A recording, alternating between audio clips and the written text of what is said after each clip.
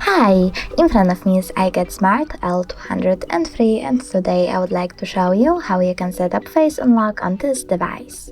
Firstly, open Settings and scroll down. Now choose Security over here, click on Face and enter your current login method. Then read the instructions, rotate your tablet and tap on Next. Now click Start.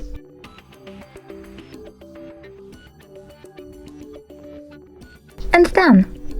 So now when I turn off my tablet and turn it back on, I can see that Face Unlock is working properly.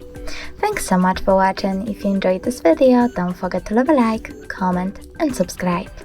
Bye!